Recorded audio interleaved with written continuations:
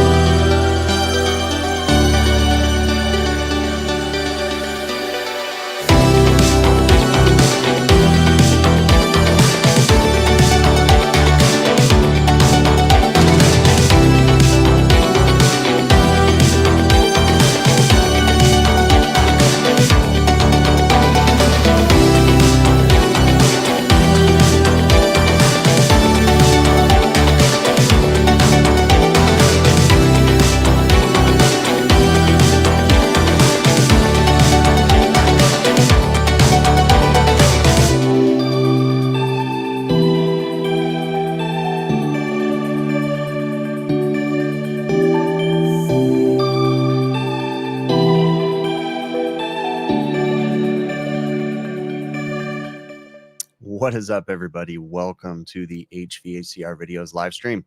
It has been a while for the regular viewers. I see a lot of regular people inside the chat right now. If you guys are watching this, Facebook, LinkedIn, YouTube, does not benefit me differently what platform you watch it on. But what I will say is that there's usually a large group of people in a chat area on YouTube, and there's a whole conversation going on. So if you want to be part of that conversation, it's always a great conversation, good group of people in there. You definitely want to come on over to YouTube. But again, it doesn't benefit me other than just, a better community over on YouTube. But regardless, welcome to the stream. So for those that are new here, my name is Chris. If you just started watching my videos, maybe this popped up in your feed. I'm just an HVACR service technician here in Southern California. I run a small business and started making videos for my employees. And then 5 or 6 years later, here we are. Like, this is just what it is. And I do these live streams to kind of consolidate some questions, catch you up on what's going on, why I've been absent for a while and things like that. And that's what the streams are about. So if you guys have questions, things you want to talk to me about in the chat, whatever platform you're on, put them in all capital letters. That'll help me to see them. I can't promise I'll see everything going through the chat. If I miss something, you can keep reposting it and or send me an email to hvacrvideos@gmail.com. Okay. So let's get to the chat real quick and kind of say hey to everybody. We got a lot of great regulars in here. Lots of people that I'm used to seeing, some new people in here, and already got some questions. So that's awesome. So again, let's get to this. So Travis says, can a 4-ton mini split be used on a 3.5-ton furnace? Long story, just don't want to go to waste. It's all about what kind of airflow you need. And I mean, it really depends on the type of airflow that you need through your equipment, and that's going to dictate what kind of mismatches you can do. Remember, there's always going to be repercussions if you do something. So it just depends. But you say mini split. I don't know about that. But I don't know if you're saying that or what. But it really just depends on the airflow, what you need for each cooling or heating load. And then that can dictate what you can do, right? So there's not like a yes or no answer. It depends on your situation, really. Let me see what else we got going here. Almost everything Apple says, I'm having a major humidity problem in your cantina, a basement pantry, and you're losing your homemade wine and homemade tomato sauce. Gotta write part 2. Okay, let's see what else. Yesterday, oh, the temp is 66, which is fine, but could be lower, maybe around 60. Humidity, you live in southern Pennsylvania, about 80 miles from Philly.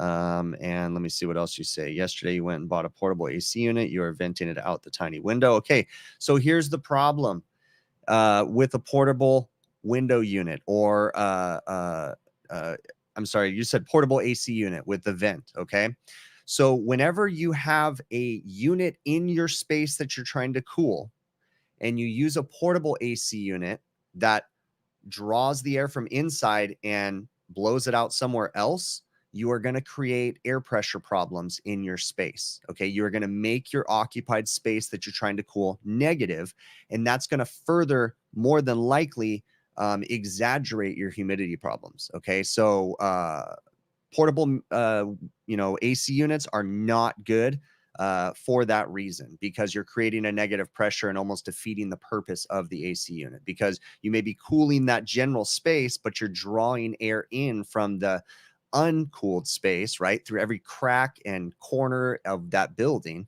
and it's making the building, the infiltration go up. So be cautious about using portable AC units. Next thing, you really, this isn't something that I can answer for you over a live stream, but I can give you a little bit of guidance. Okay. In this situation, you need to get a hold of a contractor that understands these kind of conditions. Okay. 99% of the time, if you're seeing billboards and radio, TV commercials, and all this different stuff, you really need to investigate. Don't just trust what a TV commercial says as far as a great HVAC company or a billboard. Do your research, and you really need to hire the right contractor to help you with this. It's not going to be an easy fix, but throwing a portable AC unit is not going to help your situation. Okay. There's a lot of different things, but the start of this project needs to be to measure the infiltration, use a blower door, test the air leakiness of the house or the occupied space, and then adjust accordingly. But it's not going to be a one-stop quick answer here. Okay. Feel free to shoot me an email to hvacrvideos@gmail.com, and I may or may not be able to get you in contact with some people that may or may not be able to help you a little bit. Okay. But give me all your information through the email and we can talk some more. Let's see what else we got going on in the chat right here. Reading through here. Okay, I'm just reading through the chat, seeing what I'm missing in here.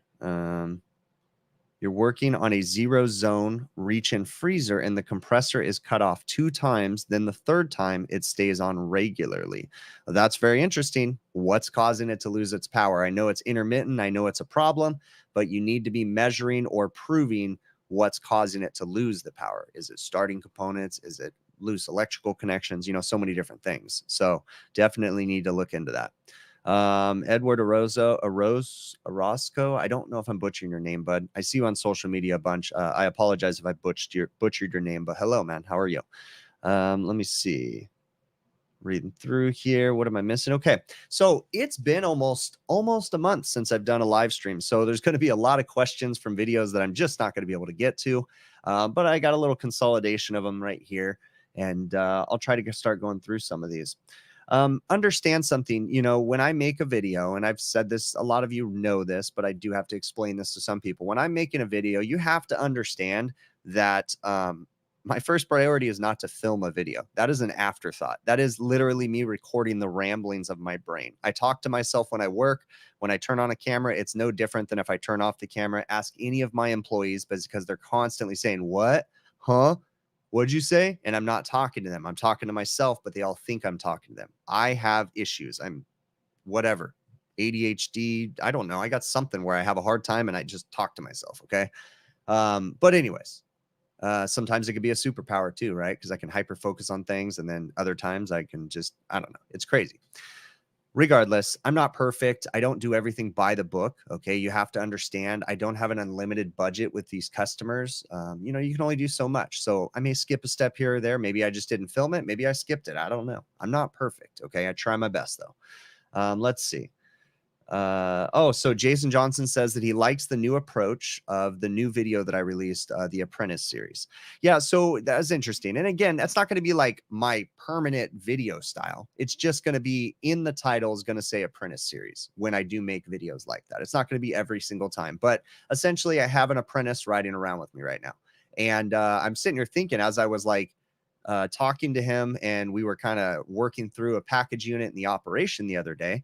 I was like, you know, and things that I would ask is, where's the return and where's the supply? And then when the answer was given, I'd say, okay, explain to me why you think it's that. I didn't deny or confirm that the answer was right, but I walked through those kind of steps. Now, I didn't get that on film, but that's the kind of stuff that I like to do. I like to point out to people and educate them on the fact that we need to think big, right? And we need to question things. So, you know, for me, for instance, like little things, the way that I do is, you know, I'm deathly afraid of leaving equipment off on the roof. So I sometimes will double check, triple check. I kid you not, I've pulled away from a restaurant and questioned it and turned back and come back because of those reasons. Like I don't like, so I always double check myself and I always try to prove, you know, theories. And so when I'm diagnosing things and I come up with a conclusion, it's like, okay, but why? Prove it. Think about it. Work your way through. And so that's what I always encourage apprentices and new people in the trade to do also, is really think about what we're doing.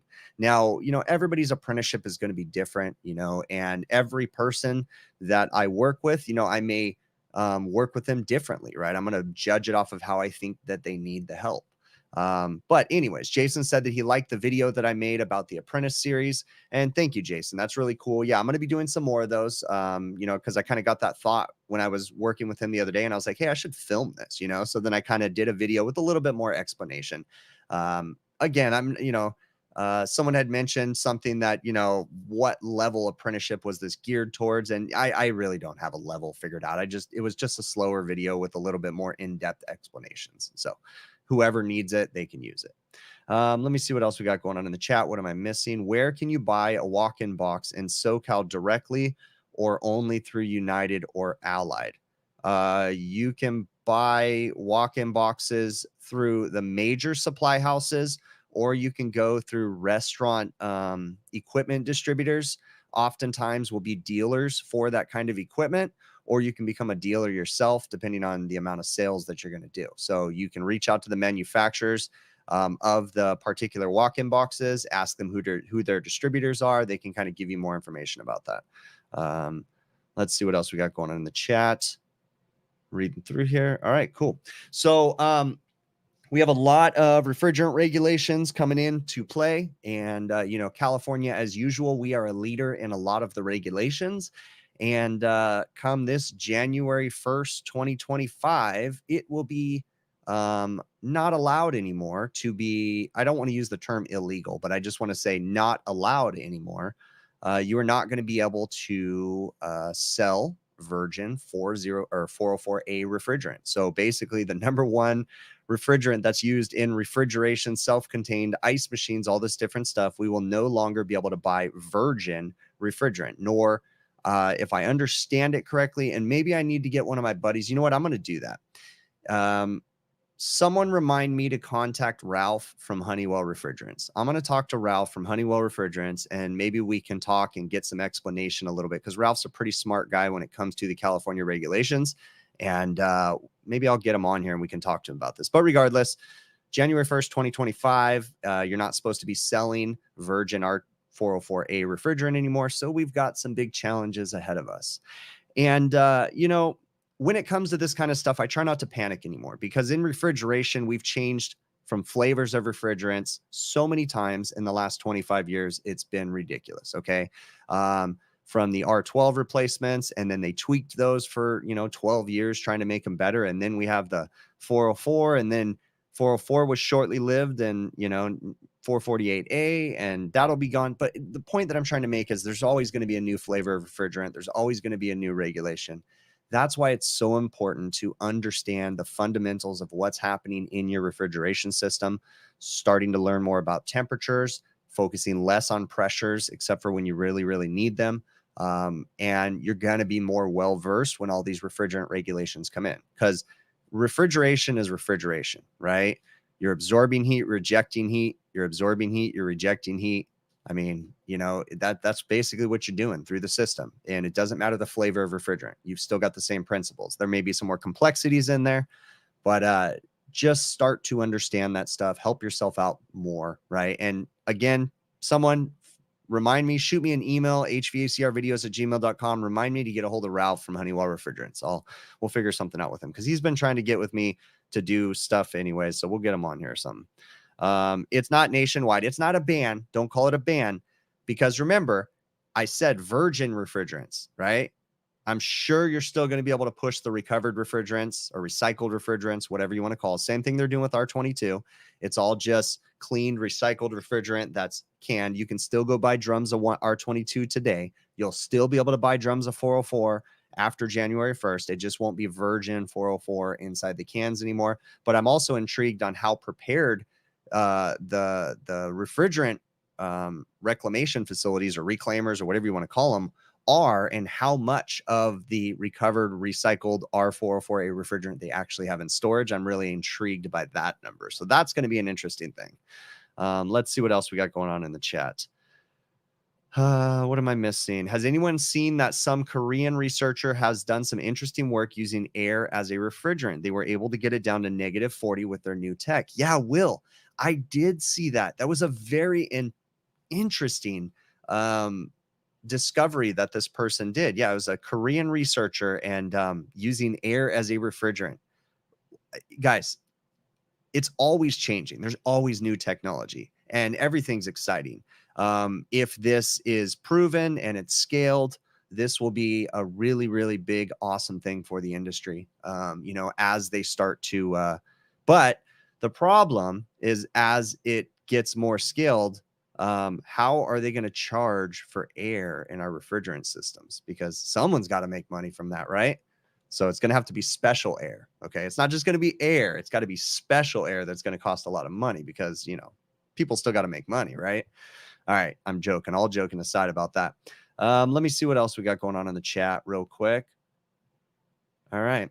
So this weekend, for the first time in, good gosh, a long time, I said earlier that I missed, a good month of streams, right? I haven't streamed for a while now, and it's just because work has been insane.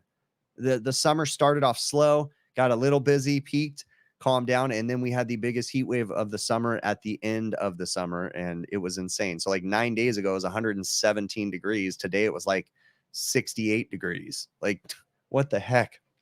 It's a trip. The weather's so weird. But I got to get away this weekend with my wife. Now, when I say this weekend, let's use that loosely. I got away Saturday afternoon and then stayed the night in San Diego and then came home Sunday morning. So I got away for a day, basically. But it was really nice. My wife and I went to a concert this weekend, saw this 80s synthwave band that we really, really like called The Midnight. And it was a cool concert that we had. And then got to see some family while we were down there. So it was really nice. And I have to say that, I don't know, maybe you guys can relate in the chat. Tell me if you can relate, but I haven't taken a vacation or real time off in so long. And it's just been such a busy, stressful summer that it felt like I was gone for a weekend. Like, just one day of not working to me was just like amazing. And it's kind of sad when you kind of think about it. It's like, wow, I was so happy because I got one day off. But pity me, right? I mean, I'm thankful. I live this life because I live this life. I could choose to do something differently. So, only I have control over how much I work in reality.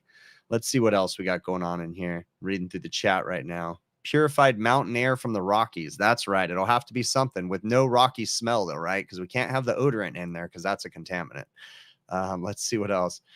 Jacob says, you have one hand and you just passed studies and EPA cert. How do you get into the industry without being judged by an employer for having to do certain tasks differently, still safely? Well, Jacob, first off, embrace the fact that you are disabled. I mean, it's inevitable that you're disabled, but that doesn't mean that you're incapable of doing a task or doing a job. So I don't know if you necessarily, I know you know this, right? Because obviously you deal with this and you live with this, but just be open, be upfront. Like, look, I'm missing a hand, but I make up for it in heart, skill, technology, like, whatever. Just be open about it, man. The more you embrace it, I think the better it's going to be with employers, right? I get it. I get that it's always still on your mind for sure. But it's inevitable that a certain task might take you longer, but who knows? You might be more, able to, maybe, I don't know. You get the point that I'm trying to make though, right? I mean, it's totally going to work out for you. You're going to be fine. So feel free to shoot me an email too, hvacrvideos@gmail.com. We can talk some more too, if you'd like to. Let me see what else goes on in here. Reading through the chat. Yeah, if you guys do have questions, you want to try to put them into caps lock. That way I can kind of see them as a question. So, that'd be funny. All right. So I had a recent video and I have titled it, "The Other Company Couldn't Figure This One Out." So one of the questions that I got, and actually a few people asked this question, and okay, that's fine. I'll address it. But in that system, I ended up pulling some refrigerant out of the system, right? Out of because it was acting like it was a little bit overcharged, right? And so the person is asking me, why didn't I just recover the entire charge from the system and weigh in the factory amount versus just removing a little bit of refrigerant until my vitals got to where I wanted them to? Okay. So here's the thing that we have to understand. Number one, when we install an air conditioner and we don't have proper airflow, there's ramifications. Now, I'm not advocating for always adjusting refrigerant charge, but here's the thing. If the airflow is not fixable, sometimes you may or may not have to adjust for other reasons, right? So you might have to remove refrigerant, add refrigerant, depending on what's going on with the system, right? You might have to tweak it for the existing way that it's operating. Doesn't mean that, a system operating with regular or low airflow is a good thing, but sometimes you have to be practical, right? So keep that in mind. The next thing is when I'm in the middle of an air conditioner repair and, I have a limited budget that I'm working with the customer. So, we can only do so much. And, do I have other calls? If I was to do everything by the book and follow every best practice, I'd be there for 3 weeks to change a disconnect switch following every single thing. So I have to use my judgment. I have to look at the equipment, do my best to fix it and repair it as best as I can within, the scope of work that I have to work within. So if that makes sense, so I can't always be perfect. So why didn't I recover the charge? That would have been great, but that would have taken more time. And I was able to kind of dial in the charge to the system airflow by simply using my system vitals, looking at the delivered capacity, looking at the estimated airflow, superheat, subcooling, evaporator TD, condenser TD, delta T, looking at all those different things, and then kind of just making, judgment calls on what I had to work with. Let's see what else we got going on in the chair on my list here. Okay. Oh, great question. So why do we have fused disconnects on my HVAC rooftop equipment when the NEC only says that you have to have a emergency or safety switch within reason, right? Within so many feet. So he's basically asking, why do I have a fused disconnect? We have a breaker downstairs. Why put fuses on the roof? Couple different reasons. It just depends, right? But one of the reasons is that with fuses, you can sometimes adjust, like, okay, so let's say this, for instance, let's say the package unit was a retrofit unit and the main breaker downstairs is much bigger than what you actually need to protect the system. You might put in smaller fuses at the equipment itself, right?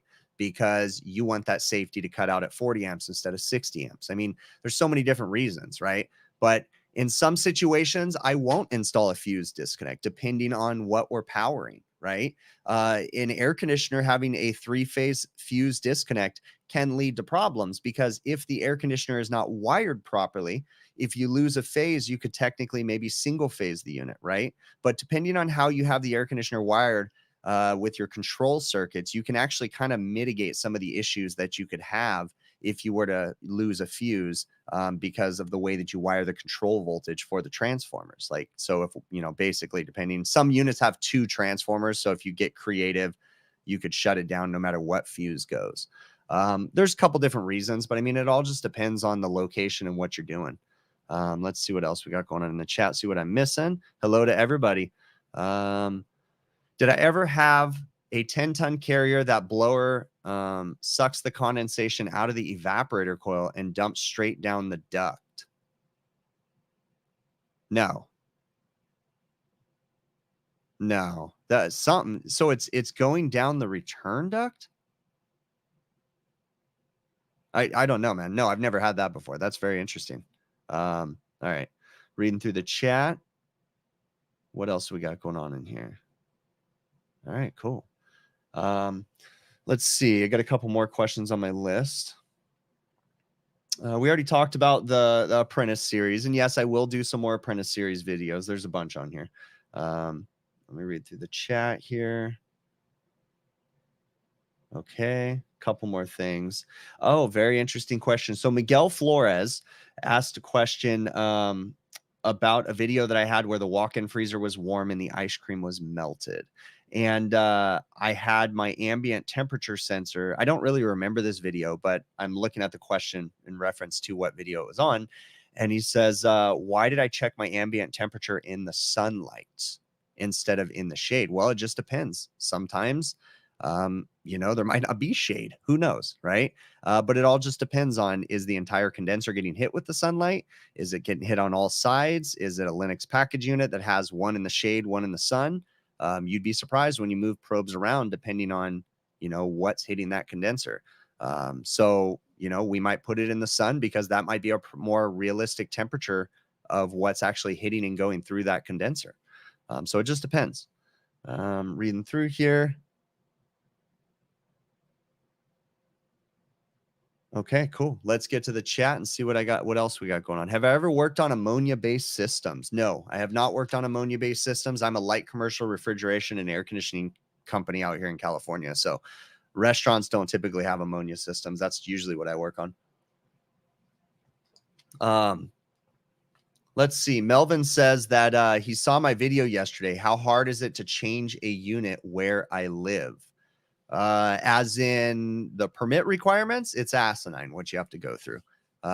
It's ridiculously insane, depending on the cities that you go to. I've gone to a city one time where I went to go pull permits to do something, right? And I walked up to the counter, but every city is different, right? So each one can be different depending on the departments. But I walked up to the counter and I said, I need to turn this paperwork in so we can get a permit to do this crane lift.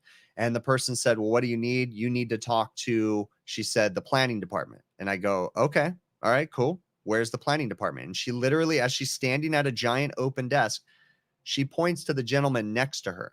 And she says, he's in the planning department. And I said, okay, all right, cool. So I looked over at him and I said, excuse me, sir. And she goes, no. She goes, you need to get out of line and get back in line over by him and talk to him. There's no queue markers. There's no anything. I'm just standing at a giant open desk and I look around and I go, I need to get out of this line where there's nobody behind me. I'm the only person in here. I said, I need to get out of this line and go over to his line. She says, yes. So I backed up. I walked out. I moved up. Mind you, there's no lines. And I asked the dude the question and he answered it. I'm like, I'm biting my tongue at this point, right? Because he can't answer me from okay, whatever. So it just depends, and then sometimes I've gone to pull permits and it's just super easy. So every area is different, but for the most part, it's pretty dumb and pretty difficult to do here. And there's a lot of misinformation, code inspectors that don't know certain things or they do know certain things, and it can be a challenge to say the least. So reading through the chat right now. What do we have? Seen my video? Oh, okay. I already answered that one. What kind of ambient temperature of the condenser is that? I don't know what you mean by that. I'm assuming you're maybe talking about when we had the thermometer in the sun, maybe, or something. I don't know. We're just trying to get the air going into the condenser is what we're trying to do. Reading through the chat right now. Am I getting the new iPhone? Yes. In fact, I've already ordered it. Yes, I am an iPhone person now. So I'm going to attempt. So for those that don't know, I obviously make videos and I film them with my phones. Always film them with my phones. I bought GoPros. I have a GoPro, but I don't really use it very much at all. The phone's just the easiest thing, but I've been filming on a Samsung phone. Right now, the videos you're seeing is a mixture of the Samsung S23 Ultra, I think. I think it's whatever the newest Samsung phone is, right? Because they're about to release another one, but it's last year's. And then I film mostly on that, but I become an iPhone person. So I have another phone that's an iPhone. And some of the videos I've actually filmed on the iPhone. So I think I'm going to be transitioning more to the iPhone this upcoming year. So we'll see. We'll see. But yeah, no, definitely enjoying the Apple products a lot lately. So what else do we got going on in here? So I wasn't in the DMV. No, I may have missed something there, but no, I was not in the DMV. Do I think mini splits have gotten better and more reliable? I don't think much of anything has gotten more reliable. I think that as with technology comes more problems, and the breakdowns are going to basically continue to happen more and more. It's just going to become the new normal, in my opinion. See what else we're missing inside here. How often should condenser coils be cleaned? I mean, that's going to determine or be dependent on where you are. In some areas by me, we can clean a condenser, and I'm not kidding with you. 9 days later, we'll have to go clean that condenser again. Certain seasons, we get some weird pollen crap floating around, and it's almost like cottonwood, but we don't have cottonwood. So I don't know. It's just some crazy stuff. But so it just depends on the situation. But I mean, at a minimum, a condenser should always be cleaned and washed. I'd say at least every 90 days, even if it's not that dirty, because there could be films of stuff on there. So I'd say at least every 90 days, but sometimes sooner, you know. Reading through the chat right now. What else do we got going on here? My last video, how come I didn't meg out the compressors, and should you ever time suspect comp failure? So my last video, I vaguely remember it, but why didn't I meg out the compressors? Oh, that was the one where the carrier package unit. Megging a compressor is not a very good thing, right? And what I mean by that's not a very good metric to use, because a compressor is going to have a different mega ohm value based on the temperature and based on the moisture content of the refrigerant too. So you could just have a system that has a lot of moisture in it, and it could throw you off on your mega ohm values. And sometimes, I've never personally done this, but obviously read and discussed, and it makes sense that you can clean a system, change dryers, maybe new refrigerant, vacuum the system down, maybe even change oil, and then the compressor might meg just fine, right? So a mega ohm value, Copeland, off the top of my head, let's see if I'm right. Is it Copeland bulletin AE 1294? AE 1294 Copeland. Let me see. Let's see if that's it. Am I right? Oh crap. I pulled that out of my head right now. So Copeland Technical Bulletin AE 1294. Give it a read. It's really interesting. And look at the date on it. I think it was from the 80s or something, or early 90s. Like, it was from a long time ago. But Copeland's basically saying a mega ohm value is good for trending data over time. But a one-time mega ohm value on a compressor that's encapsulated in oil can be a little misleading and may or may not indicate a bad compressor when it's not. Okay. So overall values, I've used mega ohm meters on compressors before, but obviously I've since been educated, learned, and I'll still use them. Don't get me wrong, but it's just, you'll get a better reading. Now, mega ohm values on, motors for sure that aren't encapsulated in oil like ours are, yeah, you'll get a better reading. You have a better understanding. But in my situation, I was more or less looking for a direct short to ground. I basically found what I needed to find. I didn't see any direct shorts to ground. So then if I couldn't find anything, if I didn't suspect the disconnect in that video, then yeah, maybe I would have got my insulation tester out and we would have started testing components to really dive deep. But the odds are that that disconnect was just the problem. And I had all the proof when I saw it arcing on the two poles that had blown fuses. I'm pretty confident that we're good on that unit. So, but yeah, I'm not always perfect. I'm not always going to get out the insulation tester. Unless you start on day one with that compressor or load, you have no reference to compare to, says J.R. Smith. And that is a very, very good point. Absolutely. And you can, just a really quick test is do an insulation test on a compressor, the same compressor, one morning, and then do it after it just turns off running. And, so when it's not running and been nice and cold oil, and then boom, after it's been running all day, take an insulation reading and see the differences. You'll see that temperature affects those insulation values significantly. So while it's still a good test, it's one test that you have to use. I was mentioning in a video recently that, I don't always check everything, right? But I have a lot of tests, and you're not always going to use one test. Like, for instance, you're not going to use the rule of thumb that your condensing temp should be 30 degrees over ambient when you're charging an air conditioner. Now, the reason why I use that as an example, because that's how I was taught. And that's when I realized, I had to learn, like, I was taught a few incorrect things, right? Rules of thumb can get you in trouble. So you don't use a rule of thumb as a single source to diagnose something, but you might consider a rule of thumb when you're going through a diagnostic procedure. You might use an insulation tester this time. You might not. You might use something else, so you're going to use your arsenal of tools, make your decision. And, sometimes I'll get the insulation tester out. Sometimes I won't. It just depends. Let's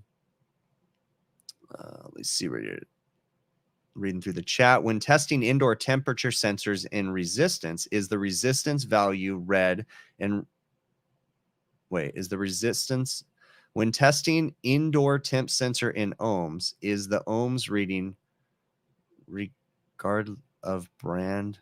Read this. Oh, so are you saying different temperature sensors? Well, I guess it depends on what type of temperature sensor you are testing, because there is different styles that will use different resistance values too. So that's just going to depend on the type of sensor that you're using and how the manufacturer is using that sensor, because they can probably calibrate their tool to read different things. So that's a hard question to answer for you, for me at least. Reading through the chat. Okay, cool. I'm going to read through and see if there's any more questions on here. Where can I find the blue water nozzle? You need it for work. I don't know what you mean by blue and water nozzle. The freezer and the ice machine are down. Blue water nozzle. Maybe you were talking about a coil gun, because in that video I cleaned the coils, and the only thing that I have blue is the water nozzle for the coil gun. So that is a Refrigeration Technologies Viper coil gun is what it is. You can find them at truetechtools.com. Just look up Refrigeration Technologies or Viper, and you'll see the coil gun. If you guys do go to True Tech Tools, feel free to use my offer code Big Picture. It's actually an affiliate code. So when you use that, you get an 8% discount on most of the items, and then I get a small commission from that purchase when you use that affiliate code. So for those that have, thank you very much. Let's see. I'm seeing if there's a few other things in here. Okay, cool.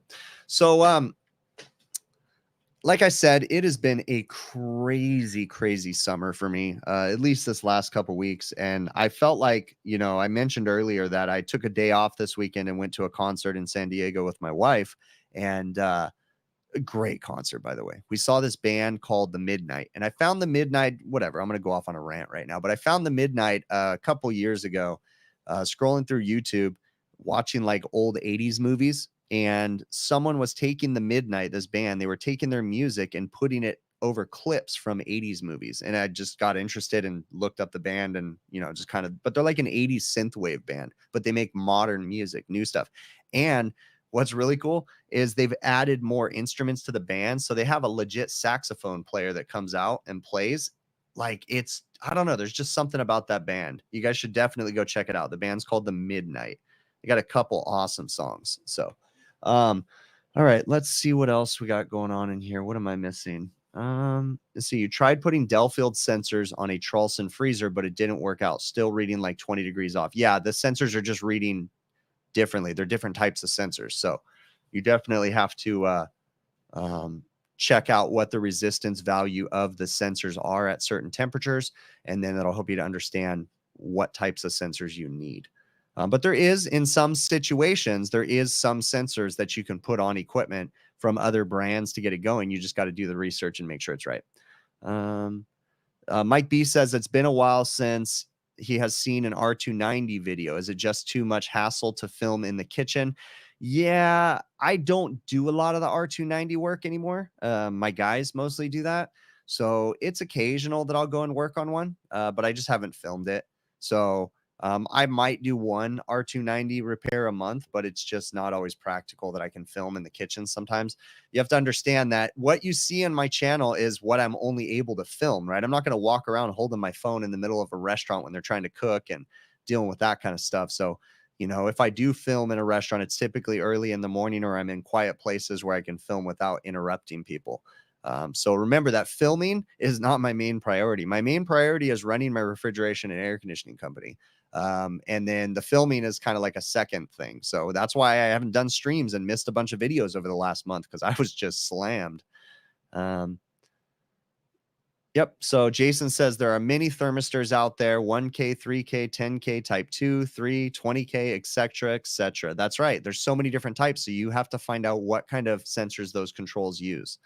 How is my home carrier heat pump system doing? Oh, very interesting question. So yeah, I really wanted to make a video on my home system, but it's just been crazy this summer and it's been really hard, but I've been wanting to do it quite a bit. So I installed a new system in my house last year. It has almost been running for a full year. I think it's October something is the official, you know, complete startup date of the system or whatever. So we're coming up on it. So this is the first real summer that I've been through. And for those that don't know, I did a bunch of work to my house and I downsized my already oversized system that was a 4-ton, and I installed a 2-ton system in my house. And a lot of people have been wondering, how's my system been doing? It has been working 100% as designed. Okay. So what I mean by that is my system's doing fine. My system maintains the proper temperatures that it was designed to maintain. But there is some things that we have to understand. We have to, and this is a choice that I made, right? Because when I designed my system, I chose to be very aggressive with it because my plan is to bring the load of my house to my system. So what I mean by that is I used manual J, we sized everything, but we came to a point at which we had to make some decisions because the existing cooling load that I was designing for would have, if I would have met that load to a T, I would have had to oversize my system slightly. So I found a happy medium and aggressively sized my system down to a 2-ton. So realistically, I probably should have installed a 2.5-ton, right? But we decided to go with the 2-ton, and it doesn't struggle. My system works fine. But when it hits 117 degrees, I'm not maintaining 72 degrees in my house because the infiltration on my house is still too high, and I haven't had an opportunity to address the infiltration. So I get about a 3-degree drift on my system. So if my house is maintaining 72 degrees, then I might go up 3 degrees throughout the day as the day goes on, as the system's struggling. Later in the day, obviously, it gets worse, where that's when the 3-degree swing really peaks. Okay. So, you know, 70. So basically, my system will get up to about 75 degrees, you know, on those days, and it runs 24/7. But that is as designed. I get the most efficiency out of my system running the way that it does, and it's doing great. So my system is operating perfectly as designed. It's not struggling to maintain the temps that I designed it for. It's doing fine. Again, the design temperature that we use were the ASHRAE recommended temperatures. We designed for 75 indoor, 95 degrees outdoor for my dry bulb. And it's been performing well beyond those, which has proven the fact that even using load calculations properly, there's always going to be extra fudge room in those load calculations. But the important thing is to understand that, you know, I know the limitations of my house and I know what has to be fixed. So potentially this winter, I will be, like I mentioned in the very first part of my series, I'm going to be investigating more about air sealing a little bit more in my attic and possibly re-insulating in my attic and going to better insulation that gets better fill and is more properly distributed, because I have bats in my attic as far as the insulation bats, and they're just all messed up because can lights and everything have been added over the years, so nothing's sealing properly. And then obviously we live in a 1980s home that is not very airtight. So I think my original blower door number, I think on my house, I believe was well above 2,500. CFM 50, I think. And I think if I remember right, we got it just under 1,000, I think, at CFM 50. And so it just dramatically improved the infiltration, or reduced the infiltration on my house. But we still have some more work to go. But how has my system been performing? Just like it should be. I mean, I will say that I have had lately quite a bit of communication faults because I installed a Carrier Infinity system. And at first I started thinking there was something wrong. Like, why do I keep having these communication faults? But then I actually realized all the times that I have noticed that I had a communication fault and investigated, it has been because I have surge protectors, and the surge protector / voltage monitors have been shutting off my system, causing communication losses because we've been having power problems. Last weekend, I had a high voltage lockout where the voltage was getting to 256 volts, and my surge protector / voltage monitor basically was set to shut it off. And so it was doing that, and it was causing the communication issues. So really haven't had, cross my fingers, any problems that were Carrier's fault other than my crappy power that comes to my house. That's pretty much it. See what else we got going on in the chat. What am I missing? Okay. What else? In many videos, I show videos where there's sand in the contactors, and it's so easy to encapsulate them. Am I not allowed to do that over here? Okay, so I'll tell you, I don't work in those locations anymore, really, where it gets super sandy. I don't do work for that customer anymore. But in that area, it didn't matter what you did to those contactors, unless it was a hermetically sealed box that was silicone shut. That sand is so fine, it gets into everything. That stuff is just insane where it gets. But why in the heck were we not using, different types of contactors, relays, solid state relays, different things like that? It really has to do with price and practicality. And, most of the customers don't want to pay for solid state, totally enclosed relays for their equipment, because to find stuff that could actually operate the equipment due to the types of equipment we're running with high inrush currents, high starting currents, just all that different stuff. It's just not practical and cost effective for the customer to have us install those kind of components, basically. Let's see what else we got going on in the chat. What am I missing? My van. Oh, he's saying front seat. Oh, that's something different. Okay. Reading through the chat. What am I missing here? Have I seen a Russell condensers with the DTC valves rated at 250? You was sent out one rated at 193 with the new compressor that have failed. Have I seen this? Yes, Tim. This is not, you're not crazy. Okay. Now, this is unofficial, and I have not even confirmed this. And I hate to even say this, but the rumor that I heard was that going to those 250-degree DTC valves, again, solid rumor, this is not substantiated at all, but the rumor that I had was that was a mistake. I heard that through the grapevine, that was a mistake, and the 193-degree valves are the replacement valves that you should be installing when you have issues or you replace them. That's what I heard through the grapevine, okay? I probably shouldn't have even said that, because I have a freaking platform and I shouldn't be spreading rumors, fake news kind of crap, but whatever, I said it. So if anybody can substantiate that or shoot me an email, I would really like to know. But yeah, there's a bunch of 250-degree DTC valves that were shipped out on Copeland compressors, which just doesn't make sense, because you don't want to go over 225, right, for the oil temp. So anyways, but a whole thing. So I heard a rumor, again, I really shouldn't have said this, but I heard a rumor that the 193s it was like a mistake, and the 193s should be the replacement. So someone let me know if they've heard that too. Let's see. What am I missing in here? All right. How did I handle the service calls? Do I have a dispatch or just answer a cell phone? So most of our customers, except for like one or two really small customers, all their dispatching or all their service calls come in through emails. And I just monitor my emails, or we have someone else in the office that'll monitor emails, and then we'll respond to phone calls and different things accordingly. I do not have a dispatcher.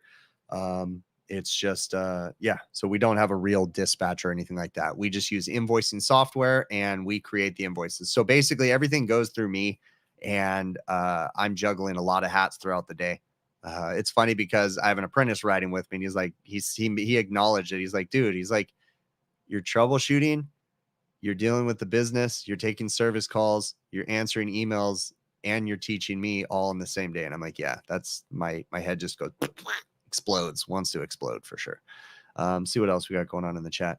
What's my favorite and least favorite brands to work on? Okay, first and foremost, Todd, I've said this before and I'll say it again. It's really about what I'm comfortable working on, right? I'm not very comfortable working on Trane equipment or York equipment. Okay. So I may be a little bit more frustrated with that equipment, but someone else may love working on that equipment and they may not like working on what I like working on. So it's not that I think one's better than the other. Well, no, I take that back. York sucks all across the board, but everybody else still has a fighting chance. Okay. But anyways, I'm pushing buttons today, huh? But I mean, I don't really have a favorite. I'm really comfortable working on Lennox and Carrier equipment for air conditioning, for package units. I'm really comfortable. So, I tend to like to work on those more. So, reading through here. What else do we got going on in the chat? True or false? Chris was cooler when he drank Rogue Hazelnut Brown and ate pineapple on pizza. That's right. I have, it's funny because a couple years ago, I was really into, especially during COVID. That's when everybody remembers it. I was really big into drinking Rogue Hazelnut Brown, which is a beer. And I tried to drink one of those about 3 months ago, and I just couldn't do it. It's just, I lost my taste for it.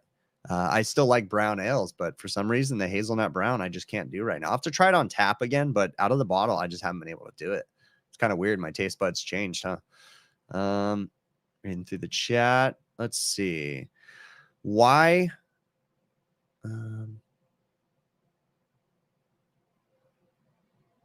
Wait, what are you saying? So why do I keep wiring hot disconnects that are sparking? Hello, you got kicked off stream due to an IT fail on your end. I don't know what you mean by that. Why do I keep hot wiring disconnects? Are you being sarcastic? I don't understand by that. All right. What's the max amp draw on the home unit per leg? Let me see here right now. That's a good question. If I was really, really good, I would do a video on all of that. Let me see if I have, what's the name of my monitor that I have? I have a monitor on my system where I can see the Emporia. There we go. Let me see what the Emporia has to say, because it'll tell me. I have energy monitors on my system since I installed it. So I've got all kinds of usage data. And let's see I want to say that, I don't remember. I want to say that I have 15 amp breakers on my system, I think, or something. I can't remember the total current consumption though. All right, let's see what else. Oh, okay. I got it. I get you, Jason. I didn't understand for a minute because sometimes I read things out of context and then I get confused. But no, I got you. I see where you're being sarcastic. So, let's see. What's the one change I wish all OEMs did to make tech's lives easier? Okay, so basically, what would I recommend that every manufacturer does to make our lives easier? Number one, every manufacturer out there, look, I get it. We all have to make money. I have to make money as a business too. Okay. But you're pushing the technicians to the ground. You're beating us down because you're not giving us good support.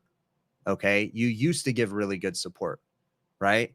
The people that worked in your offices in the technical support department, they work their butts off, right?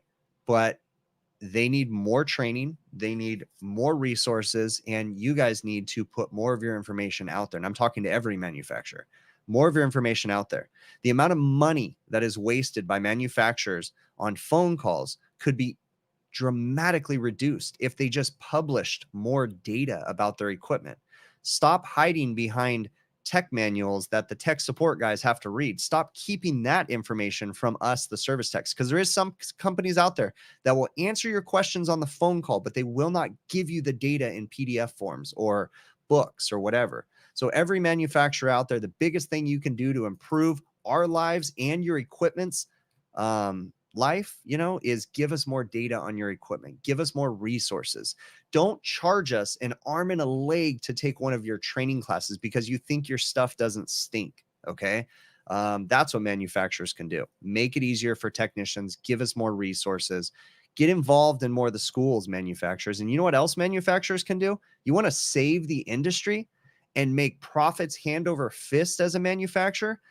Stop promoting deceptive sales. That will help the industry dramatically as a manufacturer. For those that are just tuning in right now, I'm answering someone's question about how a manufacturer, I'm going off on a rant about how manufacturers basically can do better. Okay. These big giant home service companies that are learning and taking classes on how to tell grandma she's going to die, these companies that are not good, reputable companies, you guys are promoting and building them up as manufacturers because you're encouraging their sales by giving them bonuses and, whatever they get for freaking making these insane sales that they make. Help the industry. Stop encouraging that crap. Make these companies really be technicians. Your equipment is suffering because your greed as manufacturers is just clouding your judgment, right? Just because you sell more boxes doesn't mean you're a successful company, because you're going to be short-lived if you keep pushing out the crap you're pushing out. And that goes to all the manufacturers out there. Every air conditioning, refrigeration, ice machine, oven, everything. Stop making crap and start giving us more resources so we can fix this stuff better, and your equipment will sell more. I guarantee it. All right, let's see what else we got going on in the chat. You are not going to save the cost of the install in the first year. That's 100%.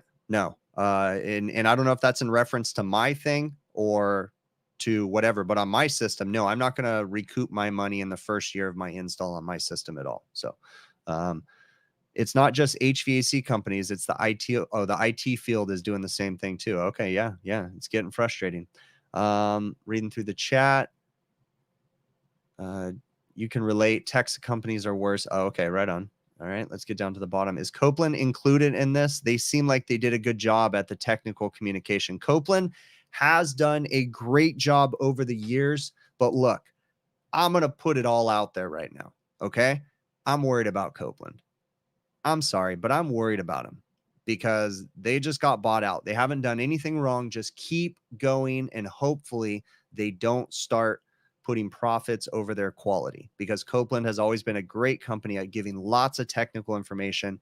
Keep it up that way. Please don't go down to the dark side, because they did just get bought out by a giant consolidation thing, like just huge, private equity, BlackRock, right? Like huge. So yeah, that's disheartening, because we don't want it to become something, because Copeland has been a great company. So, all right. Let me see what else we got going on in here. Have I ever worked on transcritical CO2? No, but my buddy Brett Wetzel and Kevin Buddies, I should say, Brett Wetzel and Kevin Compass with the Advanced Refrigeration podcast, they do and are the people to talk to about CO2 systems. So if you don't already know about them, Advanced Refrigeration podcast, look up Brett Wetzel, Kevin Compass on social media, Advanced Refrigeration Facebook groups. Great guys. They'll give you lots of great information on CO2 systems. Okay, going in here, reading through the chat. What am I missing? You thought White Rogers and Emerson owned Copeland? Yeah, they just sold it. So, yeah, Copeland Company became its own thing. They separated from Emerson, and then BlackRock bought them. And so now all the Copeland products, they're rebranded as Copeland Dryers, Copeland everything. All right, reading through the chat right now. Okay, well, it is about time to wrap this up, because guess what? It's dinner time. I'm hungry. I need to go get some food, have some dinner with my family. It's been awesome. I'm glad I was able to do this stream. If you guys have questions, comments, things you want me to talk about, feel free to shoot me an email, hvacrvideos@gmail.com. And we definitely will try to do another one of these soon, I hope. Again, thank you so very much. And let me put up the outro image, because I'm not very prepared. And we will catch you on the next one.